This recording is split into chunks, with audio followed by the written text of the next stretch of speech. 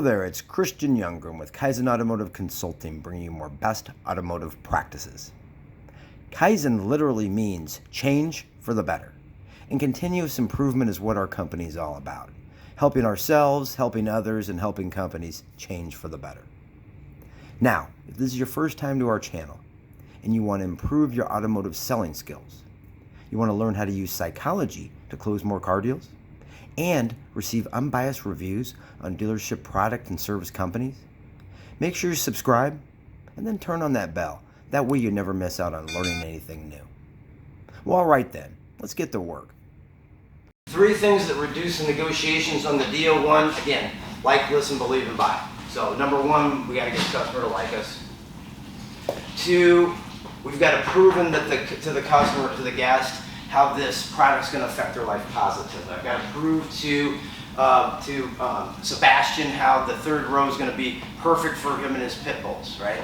I've got to prove over here to Eric, who's got a family that is a bunch of softball and baseball players, how that 3rd row is going to change and make his life that much easier. I got to get him to where he does not want to go home without that truck because he has visualized himself going to softball games and not having everybody crammed in the car and griping and mad, and he's more comfortable as well.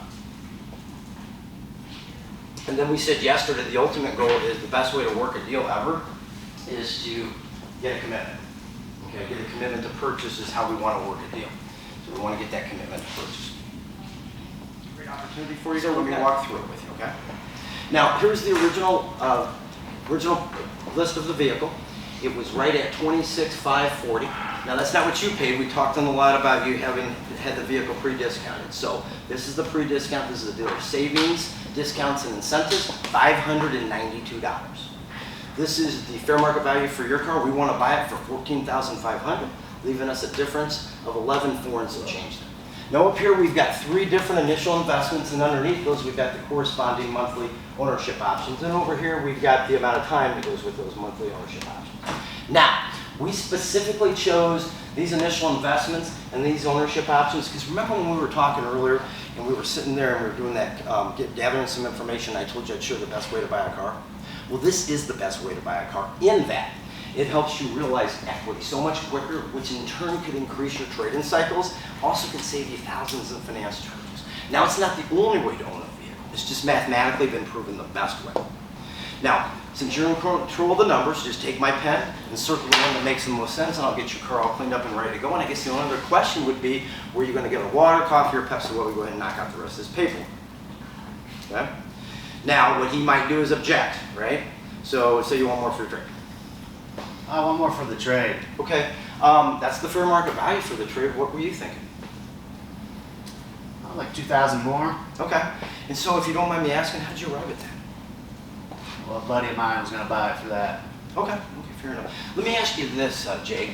Let's say for a moment that you got that. Let's say you went to your buddy and you got that amount of money, or let's say we gave you that amount of money, just to kind of get the math right.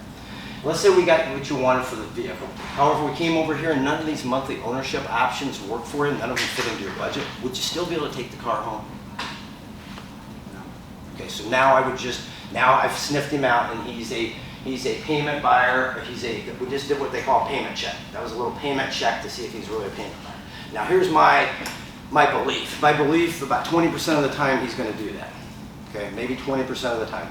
Prime customers, subprime customers been to 2 or 3 places are going to maybe do this before you can do it, right? They're maybe going to do this before you can do it. So the other times you're going to get some objections, right?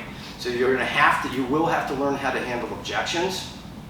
And I may not be able to get him back over on to this side without justifying my trade amount.